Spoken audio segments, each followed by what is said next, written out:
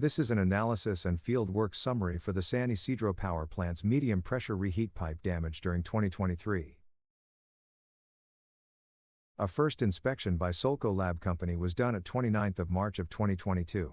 This inspection consisted on hardness measuring, metallographic replication and chemical analysis at the location of a crack in the medium pressure reheat pipe.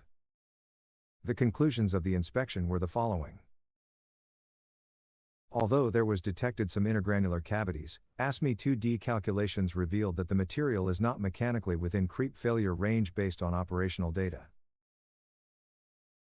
The orientation of the crack is perpendicular to the major stress on a pressure vessel model, which means that the stress is locally higher in the direction of the pipeline than in the circumferential direction.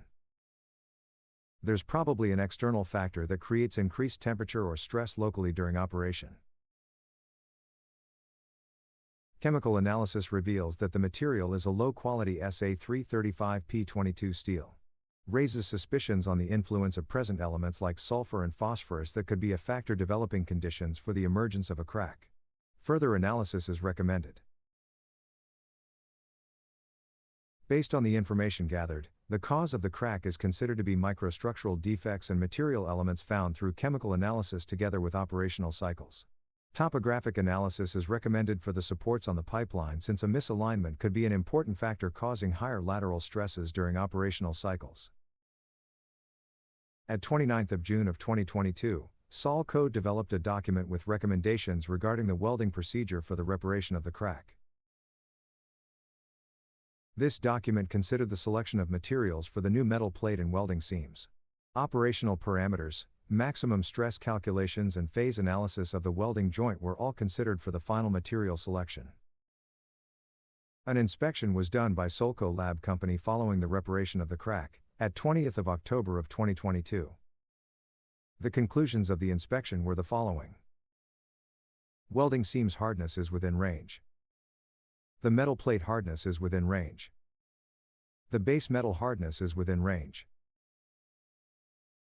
Metallographic analysis does not show any unexpected damage in the joints and materials besides the creep indications in the base material and some intergranular corrosion in the plate that was already considered during the selection process.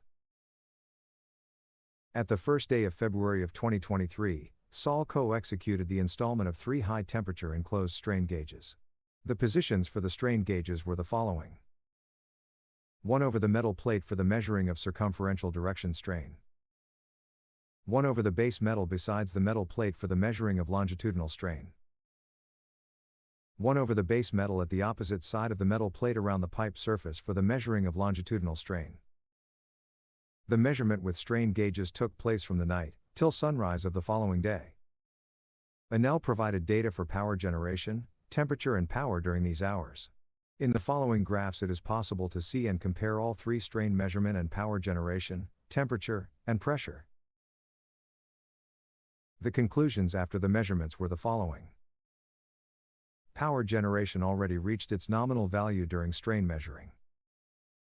The same is true for temperature and pressure based on the data provided by ENEL.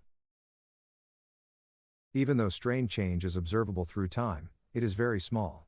This amount of measured strain could be caused by gauge-related phenomenon and not necessarily by stress variations within the measured materials.